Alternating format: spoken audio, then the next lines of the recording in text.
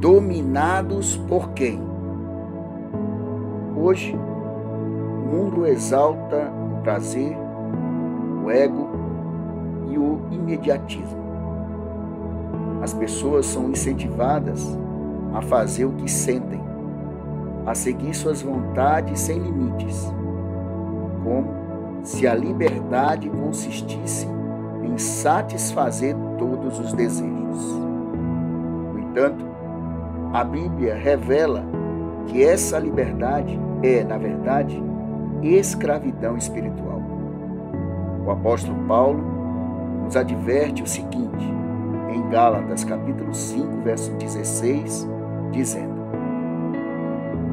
Quero dizer a vocês o seguinte: deixem que o Espírito de Deus dirija a vida de vocês e não obedeçam aos desejos da natureza humana. A sociedade moderna tenta substituir a direção do Espírito de Deus pela voz do eu. E esse é o grande conflito da era atual. O mesmo conflito que ocorre no coração humano. Carne contra espírito. Vontade própria contra submissão a Deus. Esse conflito é parte do grande conflito cósmico entre o bem e o mal. E somente aqueles que vivem sob o domínio do Espírito Santo poderão vencer as inclinações carnais e refletir o caráter de Deus. A pergunta que surge para a nossa reflexão é: quem tem guiado suas escolhas? O Espírito de Deus ou os desejos da carne? O apóstolo Paulo continua a nos orientar no livro de Romanos, capítulo 8, versos 5 e 6, dizendo: Porque as pessoas que vivem de acordo com a natureza humana têm a sua mente controlada por essa mesma natureza. Mas os que vivem de acordo com o Espírito de Deus têm a sua mente controlada pelo Espírito. As pessoas que têm a mente controlada pela natureza humana acabarão morrendo espiritualmente. Mas os que têm a mente controlada pelo Espírito de Deus terão a vida eterna e a paz. Jesus, através do evangelista João, também nos alerta no livro de João, capítulo 16, verso 13, dizendo: Quando vier, porém, o Espírito da verdade, ele vos guiará em toda a verdade. O Espírito Santo é quem guia o cristão fiel rumo à verdade plena e vivida, transformando o caráter e preparando o povo de Deus para a volta de Jesus. Na carta aos Efésios, capítulo 5, verso 18, o apóstolo Paulo nos pede o seguinte: Não se embriaguem, pois a bebida levará vocês à desgraça, mas encham-se do Espírito de Deus. O verso descrito em Efésios ensina que o cristão deve rejeitar tudo que destrói a sobriedade espiritual e entregar-se totalmente à direção do Espírito Santo, vivendo uma vida santa, equilibrada e consagrada a Deus.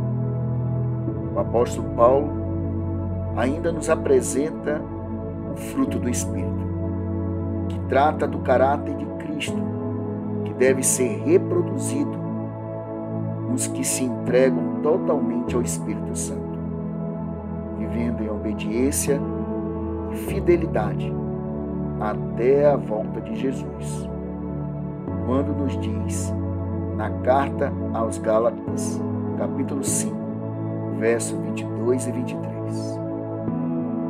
Mas o Espírito de Deus produz o amor, a alegria, a paz, a paciência, a delicadeza, a bondade, a fidelidade, a humildade e o domínio próprio.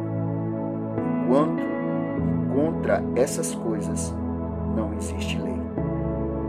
O apóstolo Paulo ainda reforça a carta aos Romanos, capítulo 12, verso 2, com a seguinte orientação para os verdadeiros cristãos, quando diz: não vivam como vivem as pessoas deste mundo, mas deixem que Deus os transforme por meio de uma completa mudança da mente de vocês. Assim, vocês conhecerão a vontade de Deus, isto é, aquilo que é bom, perfeito e agradável a Ele.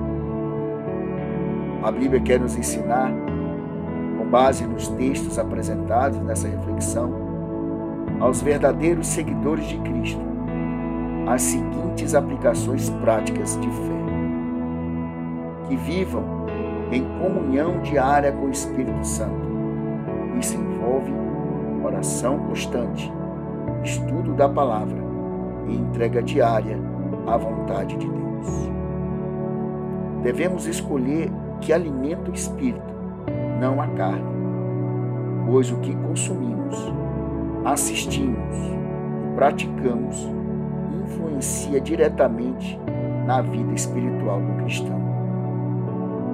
Quando realmente temos a presença de Cristo no nosso coração, manifestará o fruto do Espírito, através das nossas atitudes de amor, paciência, domínio próprio e fidelidade a Deus.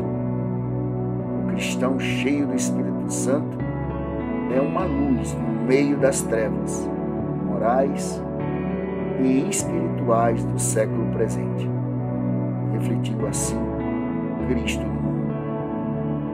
A mensagem da carta aos Gálatas, capítulo 5, verso 16, é um convite à transformação verdadeira. Andar no Espírito é mais do que evitar o pecado, é viver uma vida de comunhão e obediência, guiada pelo poder divino. A pergunta que devemos fazer para analisar a nossa caminhada de fé é o seguinte: estamos realmente andando no Espírito ou apenas tentando equilibrar a vida cristã com os desejos da carne? Pense nisso.